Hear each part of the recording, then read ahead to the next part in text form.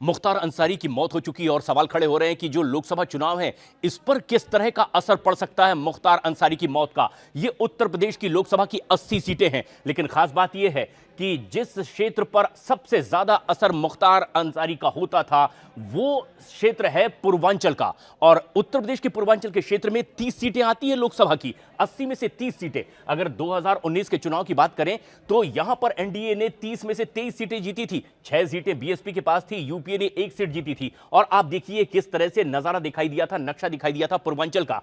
ज्यादातर सीटें इस अंसारी के प्रभाव के बावजूद यहां बीजेपी जीतने में कामयाब रही थी। लेकिन अगर हम इसके पहले की बात करें साल 2014 की, तो यह तस्वीर आप देखिए, एनडीए ने पूर्वांचल की 80 में से 30 सीटों में से 29 सीटें जीती थी, सिर्फ 1 सीट यूपीए जीत पाई थी यहां पर। और यह तस्वीर आप देख सकते हैं, यह है वही सीट आजमगढ़ की जिस पर एक बार फिर से असर देखा गया था और यहां पर अखिलेश यादव की पार्टी ने जीत हासिल की थी। लेकिन अगर तस्वीर हम 2009 की देखें तो नजारा किस तरह से बदला हुआ था, क्योंकि तब सरकारों की मौजूदगी में किस तरह का संरक्षण था और मुख्तार का दबदबा कैसा था, यह तस्वीर बताती है।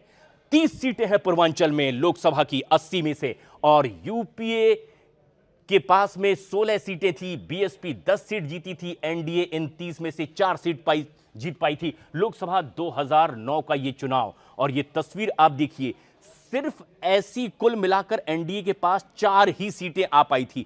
यानी अगर पिछले अतीत को हम देखें तो मुख्तार अंसारी का ऐसा बड़ा प्रभाव देखा जा सकता है, और ना सिर्फ मुख्तार अंसारी का बल्कि उसके परिवार का पूर्वांचल की कई सीटों पर। लेकिन 2014 के बाद से यह असर कम होने लगा और उसके बाद से ही धीरे धीरे उनके केसेस भी खुले और आखिरकार अब जो खबर आई है मुख्तार अंसारी की मौत हो चुकी है। लेकिन इसका असर अब चुनावी क्षेत्र